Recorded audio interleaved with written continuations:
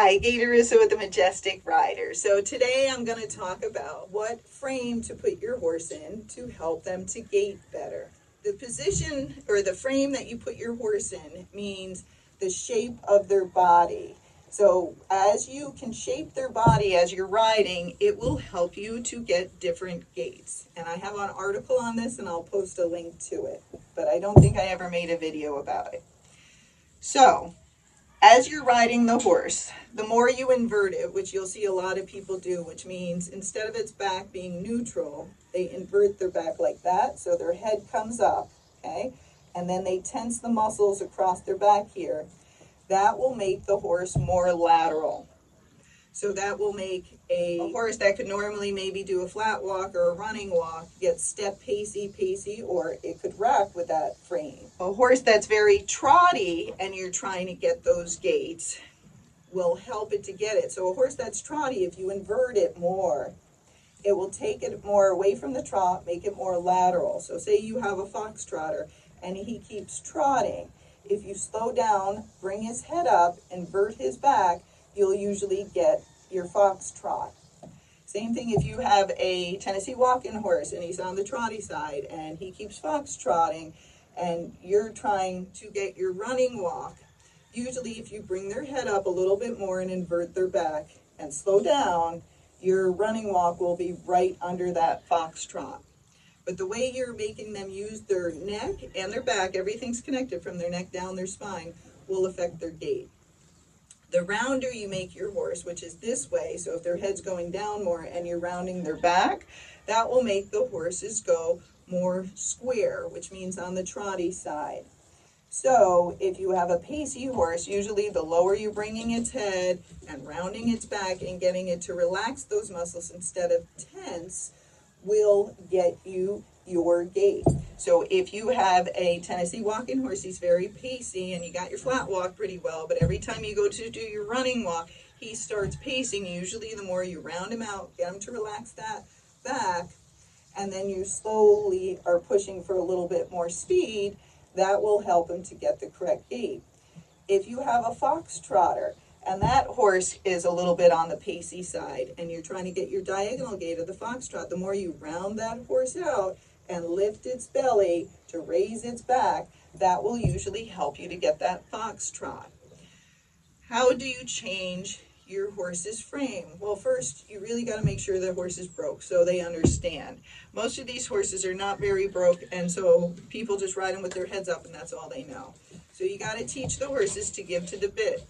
You got to teach the horses to drop their head down and relax their back. And you got to teach these horses how to walk so they can relax. Then over time, once you teach them that, you can teach them either to tuck their head down more and round their back or raise their head up. So how do you do that? So if you watch How to Give to the Bit, this will make a lot more sense. And you're just going to hold pressure till that horse drops its head down. Now some horses will drop their head down, but they won't relax their back. So that's some feel that you got to feel. Is it just tucking in, but its back is still tense like that? Or is it tucking in and its back is relaxed like that? That's what you're trying to get, because if it tucks in and it's tightened up, you're still going to be pacey. And that's how a lot of people take their horse to the trainer who don't understand Gaited, and they tuck the horse's head in and get them to try to engage, but their horse is actually tensing their muscles up, and so they're not getting a good gait. So you really do got to get them to relax. You can use a little spur. If you kind of tickle their belly, it'll usually make them tuck in their belly more and round their back out more. And so that a lot of times will get a horse that was too pacey to engage itself and go more towards that trotty side. But you got to practice doing this at the walk, raising its head up, raising its head down.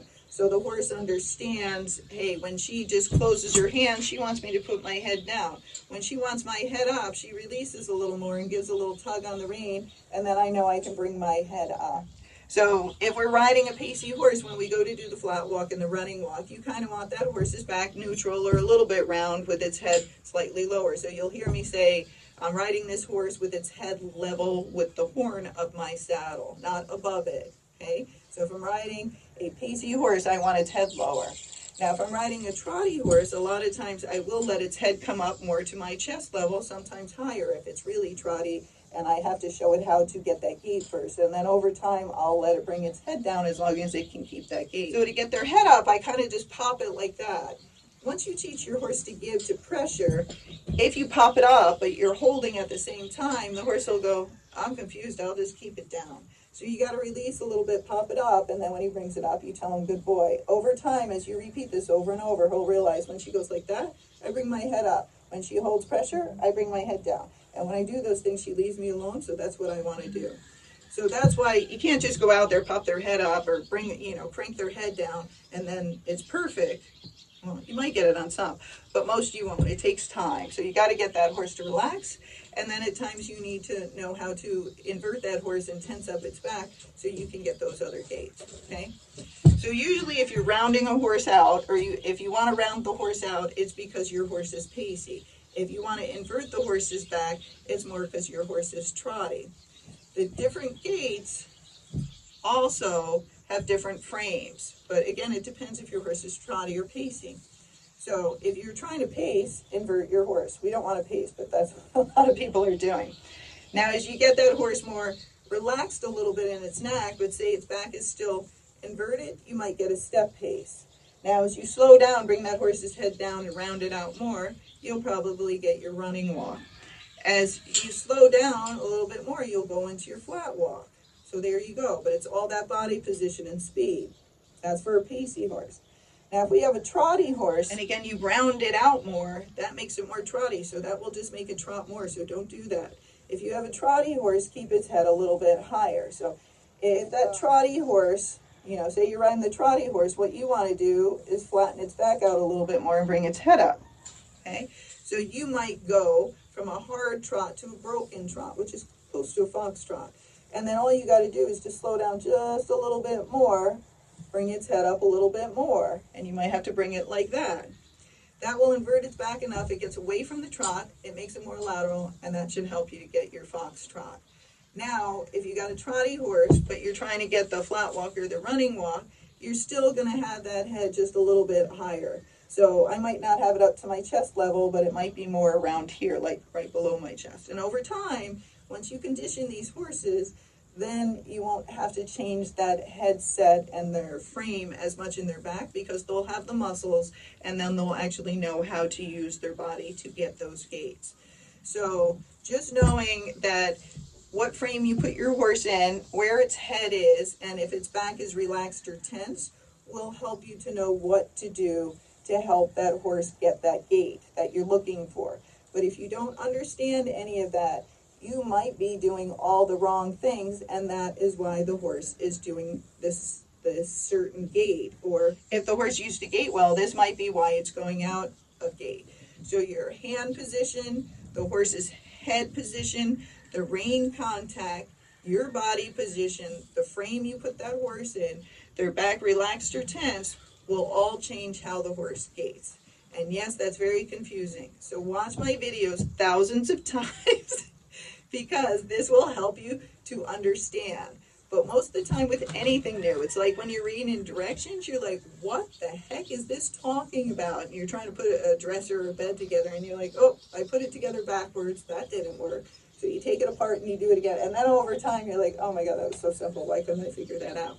That's what happens with Gait. It's all confusing, all these different things. But if you keep watching and reading and practicing and watching and reading and then practicing more, you'll be like, oh my goodness, she's right. I brought his head down and it got smooth. It didn't last long. It was only a couple seconds, but then it got smooth. Because, again, you got to have the right contact. You got to have the right feel. You got to have the right leg pressure. You got to have the right seat pressure. And all those things will help you to get the gait.